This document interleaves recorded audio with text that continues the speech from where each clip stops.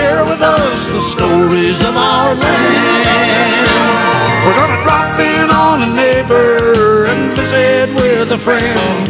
We're on the move and on the go, we're on the road again. On Prince Edward Island, we weave a story of self-discovery. Find them out as much you can. I'm working now full-time at being a basket case.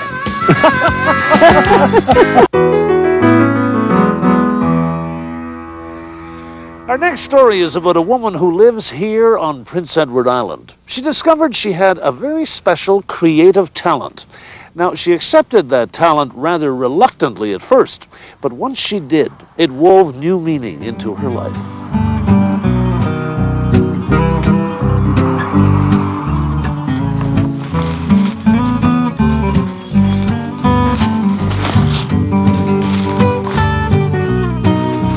When I first started, I seen the physical labor, and I said, well, you know, that's just impossible. It's very, very hard work. Your fingers will get very raw in the beginning. I was calloused and blistered. I didn't really think I'd ever be able to be a basket weaver. Are you surprised when you look back? Yes. I joke about it and say I'm working now full-time at being a basket case.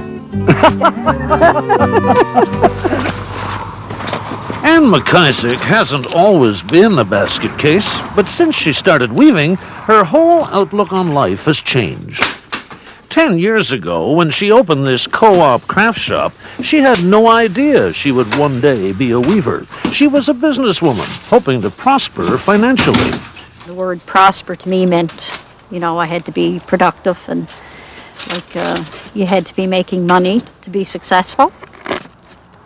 Now the word prosper to me means if I can be part of a history, a culture, and something that goes back 250 BC, and be a part of passing that on to others, I think I'm prospering.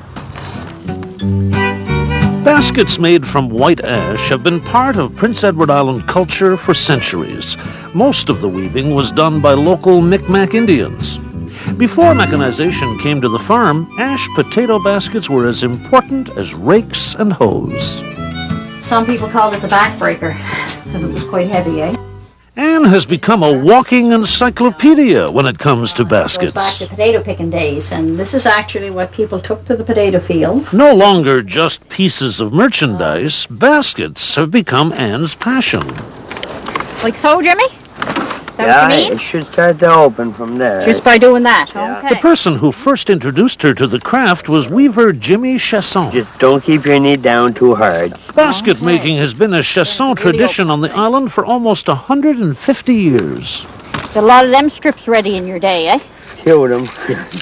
When Jimmy became seriously ill a few years what you ago, think of this he now, didn't Jimmy? have anyone in his family to pass on his knowledge to. Yeah, keep fanning them out as much you can like this.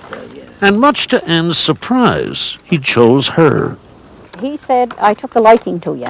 He kind of liked my personality. Everything I seen her do that she was determined to, to do, she'd do it.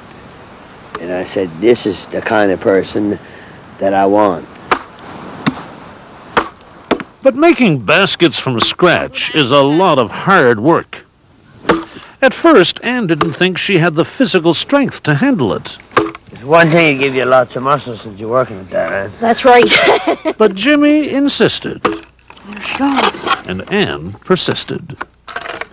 So I said, okay, Jimmy, if you're willing to teach me, I'm willing to give it a go. That's good grain. That's really, I think, whenever things started to happen, that, I started learning. I think the first part was going to the woods. As Anne searched the woods for ash, she began to see nature in a new light. Nature, water, all of that did mean something to me, but it started to take on a deeper meaning. And when I would be walking in the woods, a couple of times, I have been moved to tears. The light on the trees is just beautiful here.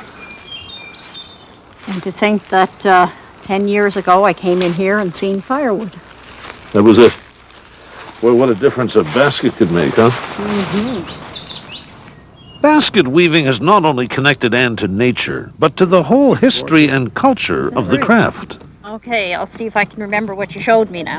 As she learns from Micmac weaver Tommy Sarks, weaving styles can be as varied and complex as the finished baskets themselves. Now I cut the piece off a little bit? Yeah.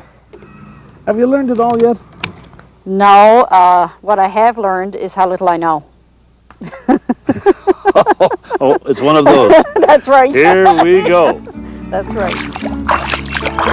For Anne McIsaac, basket making has not only brought her peace of mind, it's woven a deeper appreciation for the world around her. There's a saying, if there's kindness in the weaving and kindness in the weaver, then the basket will prosper.